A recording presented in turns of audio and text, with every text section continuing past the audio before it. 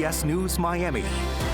Good afternoon, and thank you for joining us. I'm Naja Sherman, and welcome to CBS News Miami's 4 p.m. Quickcast. Let's take a look at today's top stories. Off the top, a dangerous drive for a UPS truck driver. Chopper 4 over the scene of a rollover crash. This is along the Florida Turnpike heading southbound. Florida highway deputies say injuries have been reported. No word yet on how many people were involved in that crash. And another dangerous situation in Margate. Surveillance video catching the aftermath of a dangerous crash. The driver of a truck slammed into a GameStop. We're still working to find out the very latest, so stay with us for any new developments. Always alerting, always tracking. This is Next Weather. And taking a live look outside, we've got some clouds and a few showers today, but we are tracking changes.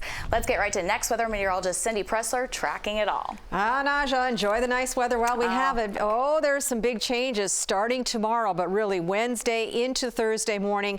Those are going to be the days that are really going to stand out. We haven't seen rain like this in a very long time, so enjoy the dry time right now. 83 degrees. We got a little bit of humidity out there, clouds and some sunshine.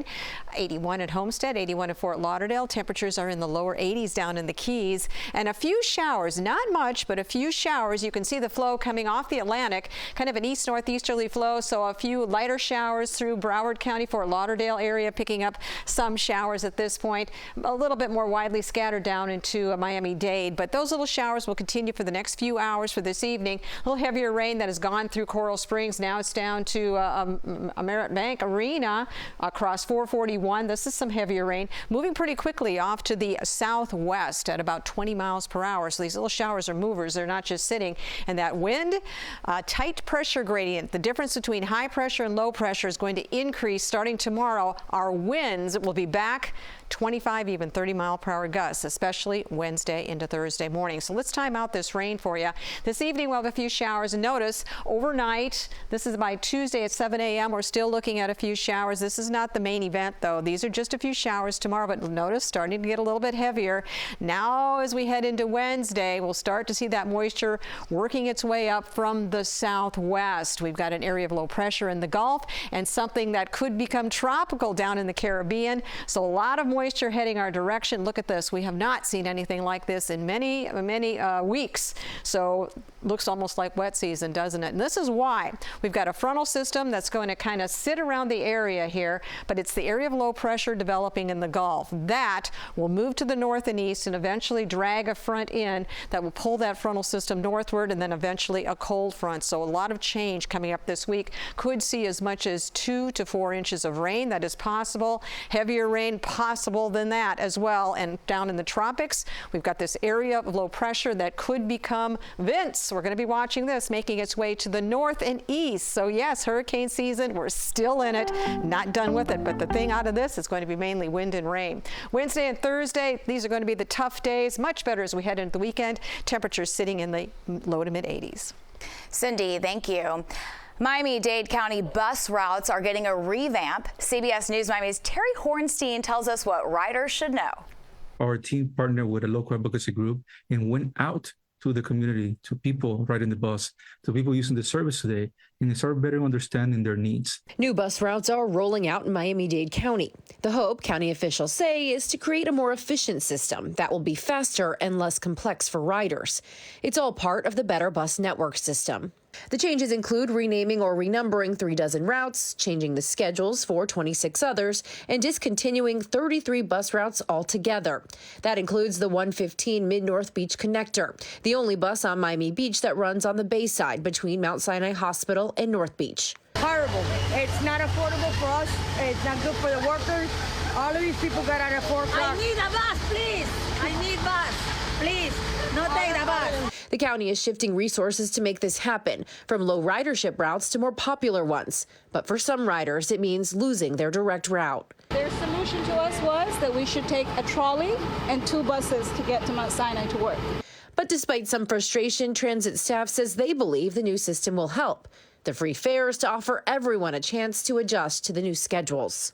Now, the launch of these free fares is expected to cost the transit system $9 million in the short term. Now, fares, the regular fares as they were, will pick back up January 1st. So today there will be staffers as well as volunteers, hundreds of them out at bus stops like this one to help those who ride the bus adjust to these new routes. In Miami, Terry Hornstein, CBS News, Miami. Now to the Israel-Hamas war. Conditions inside Gaza's largest hospital are said to be getting worse by the hour. Here's Skylar Henry from the White House. In Al-Shifa's hospital maternity ward, staff members put tinfoil in the cribs to help keep babies warm.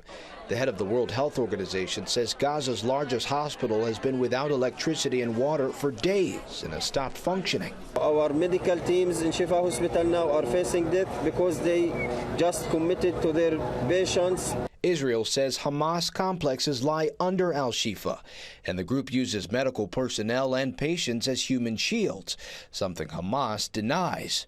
Under international law, hospitals are protected, but if misused, can become legitimate targets.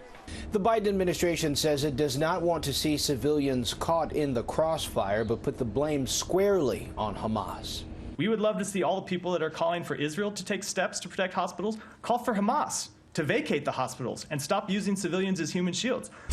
As Israel pushes further into Gaza in an effort to dismantle Hamas, volunteers collected the last of the remains of victims at one of the Israeli communities hit hardest by Hamas on October 7th. Every house here that had the residents in were kidnapped or murdered. About 240 people are believed to be hostages, and family members of those who have health issues spoke out Monday, including the sister of 23-year-old asthma sufferer Romi Gonen. We can only imagine how she's struggling, gasping for air. The Biden administration says it remains actively engaged in negotiations for the hostages' release. Skylar Henry, CBS News, the White House. Federal employees are closely watching what is happening on Capitol Hill this week. Congress needs to act, or most federal employees will go without a paycheck just before the holidays. CBS News Miami's Natalie Brand has more details from Capitol Hill. Natalie. Hi, Naja. And the House Speaker's big proposal unveiled over the weekend gets its first test during a Rules Committee hearing this afternoon. Overall, though, this is a big test for the Speaker this week. His plan already faces some criticism from both Republicans and Democrats, and it comes as lawmakers have just days to get a deal done. Congress has until this Friday to pass a spending bill to keep the government open. With lawmakers running right up to the deadline once again, federal employees are worried about their paychecks right before the holidays. The vast majority make under $60,000 a year. They've got families to support. They've got kids to support. House Speaker Mike Johnson has proposed a two-step stopgap measure to extend funding through January 19th for agencies including transportation, housing, agriculture, and energy. The other agencies, including Defense, Homeland Security, and State, would be funded through February 2nd. There's nothing magical or mysterious about it. It would just be effectively two phases. Already, the plan is facing pushback from some House GOP hardliners who are upset the proposal keeps funding at current levels and doesn't make cuts. Democrats have also criticized the plan, calling it a recipe for more shutdowns, and it does not include emergency aid for Israel, Ukraine, or the southern border, setting the stage for a separate fight. I'm not going to make a judgment what I'd veto, what I'd sign, but let's wait and see what they come up with. The Speaker's plan could come up for a vote in the House as early as Tuesday. And I've reached out to South Florida Republicans to see where they stand on the Speaker's proposal. So far, I've heard from Congresswoman Salazar, who says she will continue to support funding the government. The American people do not want a shutdown. Now, Democratic Congressman Debbie Wasserman Schultz, who's on the Appropriations Committee, has come out criticizing the Speaker's proposal, saying that it opens the door to a double whammy shutdown down the road. And with tight margins in the House, the Speaker's likely going to need Democratic support, some Democratic support, to get it passed. Naja. Well, Natalie, hopefully they reach an important resolution very soon. Thank you for your report. Stay with us. More news when we come back. Welcome back to CBS News Miami's 4 p.m. Quickcast. Donald Trump Jr. returned to the witness stand. It's in his family's $250 million civil fraud trial. The former president's eldest son is an executive with the organization. The case accuses the former president and his business of overvaluing assets by billions of dollars. Former President Trump and his 3 eldest children and several Trump executives have denied any wrongdoing. Nikki Haley hoping to build on her momentum from last week's GOP presidential debate. She is launching a $10 million advertising campaign. It's across Iowa and New Hampshire, and she is spending about 5 times more than Governor Ron DeSantis during the same time period. The Miami Marlins introduced the team's president of baseball operations. It's Peter Bendix. I'm thrilled to be here. We couldn't be happier to come to this community. We're familiar with Florida. I lived in Tampa Bay for 15 years. Lauren has lived there her whole life. And to be able to come down here to such a vibrant community with, great organization, a great place, great ownership, great place to be. We're thrilled to be here, excited to get going. The appointment follows last month's departure of the Marlins general manager. That's the CBS News Miami Quickcast. I'm Naja Sherman. Stay tuned for more news right here on CBS News Miami and have a wonderful day.